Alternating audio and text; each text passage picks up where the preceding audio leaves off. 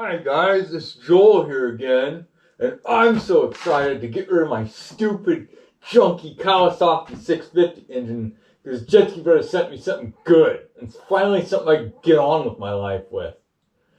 You know, my girlfriend doesn't want me to put this 1100 in the ski because she thinks that I'm gonna be catching too many ladies at the beach when they hear it going by, and I just want everybody to know that I'm a stable person and I'm loyal with my relationships. It's not going to be a problem. But my old 650, I'm going to cut it to pieces because it's old junk and it's stupid. Eh?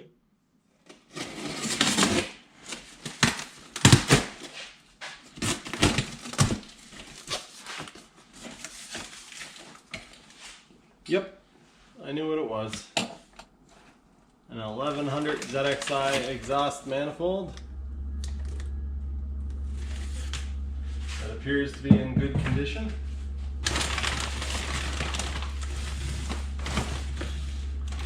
Oh, whoa!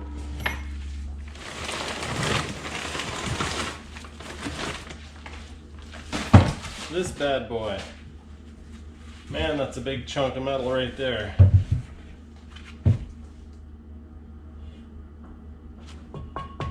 Holy. Anyway, let's get on, eh?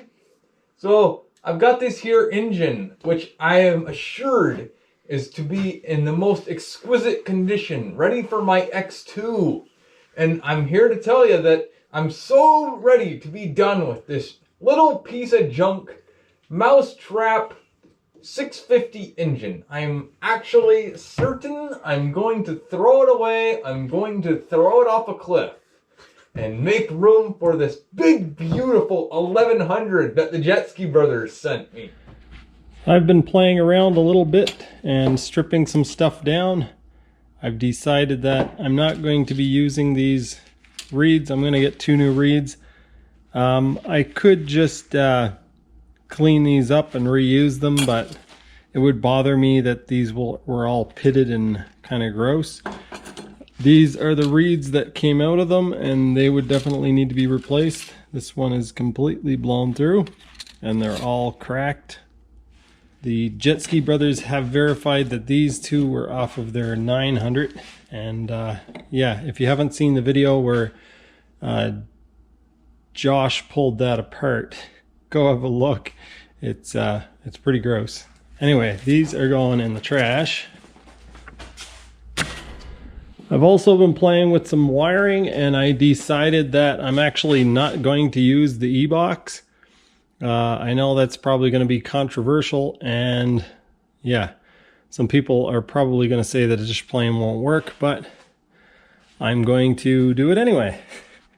So the plan is I'm basically going to take the coils out and mount the igniter box. So this guy here and the coils are just going to get mounted very likely where the original stuff did, up here. One more thing that's going in the trash. Not worth taking a risk on an old one of these, so I'm just going to put a new one in. Maybe from a tractor, maybe from a jet ski. I've been making YouTube videos for quite a few years now, and the earliest ones were more or less historical records of what I was doing at the time. Most of those are still posted. I wouldn't recommend you necessarily go view them, but they are there. The earliest videos were kind of me at my old workplace. After that, I started working for myself, and I started making almost vlog type things where I was just not very busy during the winter, so I videotaped just whatever I was doing that day. In 2017, I got back into BMX riding. An indoor park opened up. I started biking quite frequently, and I decided to start making progression videos so that I could look back and see how far I had come. Also, I wanted to be able to look back when I'm 90 years old and be like, I remember when I used to drive those jumpy jump bikes. Young whippersnippers these days just riding around their hover cycles and playing their video games. In 2019, BJ bought an X2, and I took it out. The first video of me ever riding an X2 is on my channel. I'll post it here. And that kind of changed everything for me. I think the thing about it was that it was quite challenging, and even when you took a hard slam, it didn't really hurt. It was just something that I could laugh at, and I did laugh a lot. So, it wasn't too much longer before I went out and I bought my own jet ski. As far as I can tell, the reason why I've become so obsessed with jet skis is because they offer me the perfect ratio of riding to repairing or riding to tinkering. For the first time, I'm actually thinking that this could actually turn into something bigger than me creating historical records for myself in the future. And I've come to the hard realization that I've been dumping money into this channel over the past several years, and by accepting a little bit of help from others, I've been able to do a lot more this year than I've ever been able to do in the past. Earlier this year, I lost my camera, and Alex helped out, helped me pay for a new camera, kept the videos going, and took a little bit of stress off of me because it meant that I didn't have to pull all that money from my account to purchase a new camera.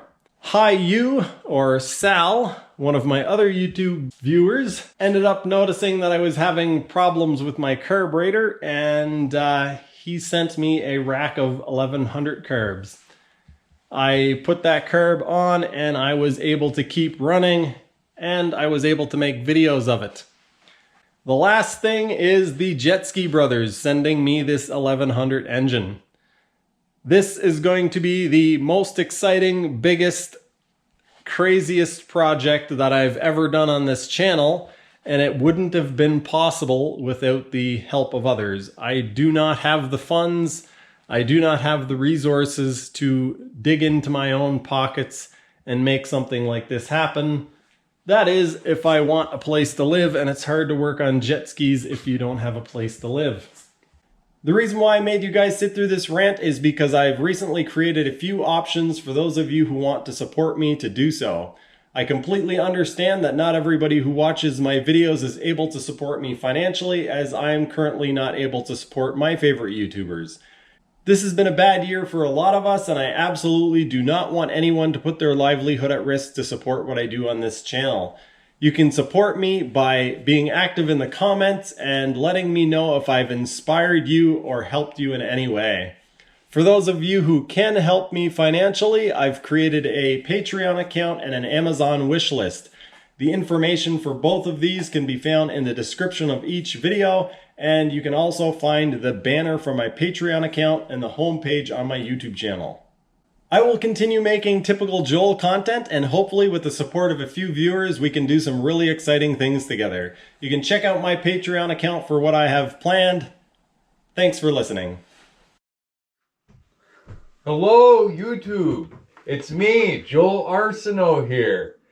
I'm ready to do a special unboxing video that was delivered to me by the Jet Ski Brothers. And if you've never heard of them, that's because they're minuscule and unimportant. I am important, and I am so happy that you know it. I cut it open, and as I start looking inside, I notice there are some nuts in here. That was 100% Jacob. That is definitely something that Jacob would do. Alright, all kind of goodies in here.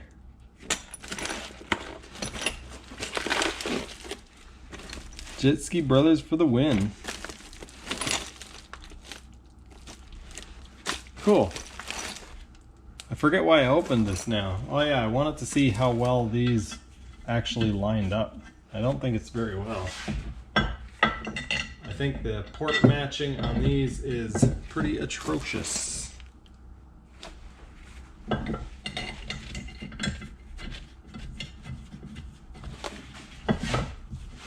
Take a little peek inside here. Oh yeah, that's pretty bad. Oh my god, that's horrid. It's a wonder that these things make any power at all.